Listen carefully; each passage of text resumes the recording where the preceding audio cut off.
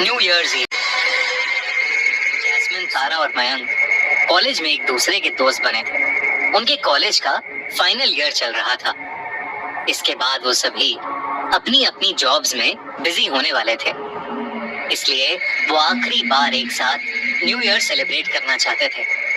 उन चारों ने डिसाइड किया कि वो इस न्यू ईयर्स ईव पर एक क्लब में जाएंगे और एक यादगार पार्टी करेंगे।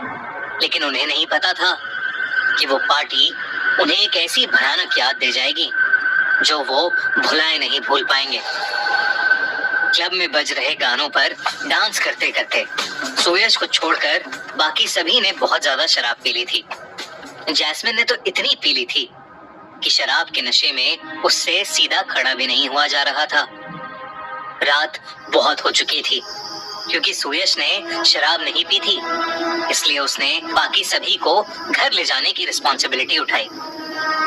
उसने सबको जैसे तैसे करके गाड़ी में बिठाया।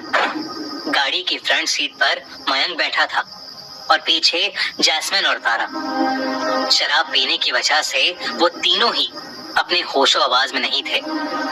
तभी अचानक गाड़ी चलाते हुए सुयश की नजर पीछे की सीट पर गई और वो अचानक सुन्न पड़ गया। उसने देखा कि जैस्मिन और तारा के बीचों बीच एक लड़की बैठी हुई थी।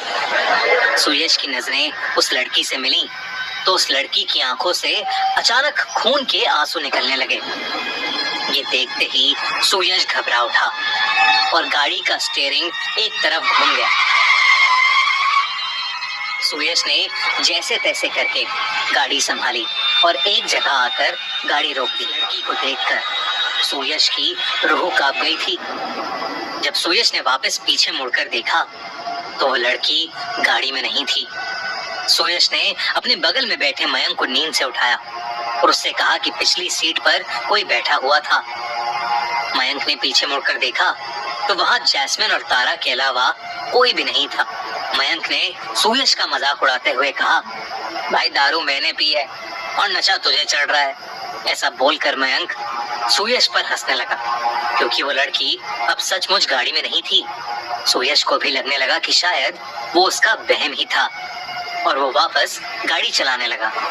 तभी जैस्मिन को होश आया और उसने कहा कि उसे चक्कर आ रहे हैं। सुयश ने गाड़ी साइड में लगाई और जैस्मिन को उतार कर गाड़ी से बाहर ले गया। जैस्मिन ने गाड़ी से उतरते ही उल्टी कर दी।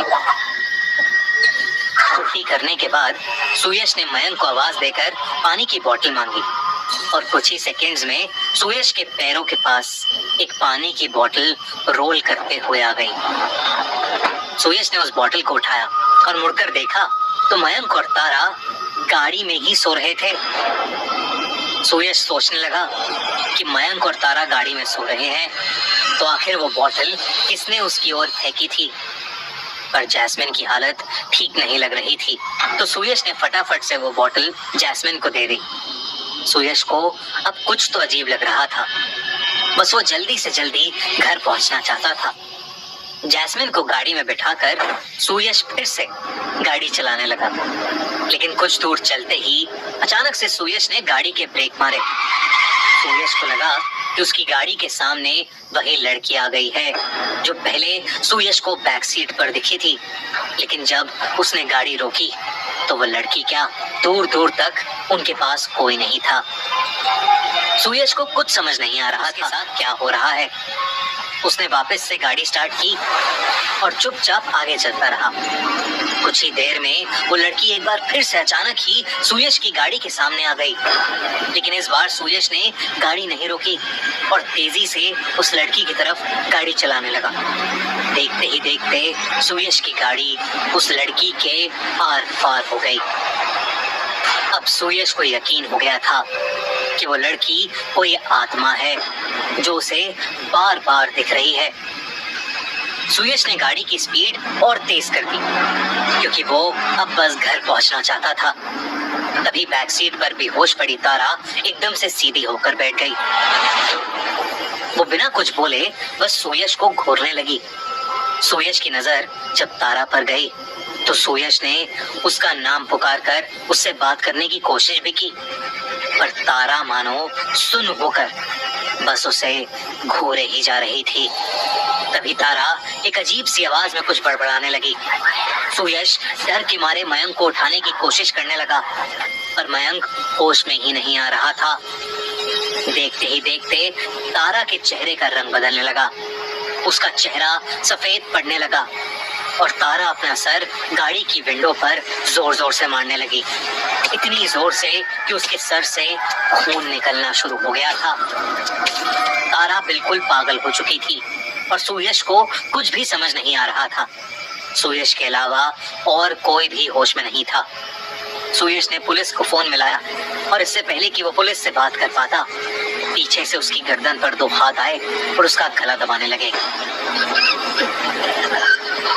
सुयश का कंट्रोल गाड़ी से हट गया और गाड़ी सीधा जाकर एक पेड़ से टकरा गई। सुयश को जब होश आया तो वो एक हॉस्पिटल में था। उसी रूम के बेड पर मयंक भी लेटा हुआ था।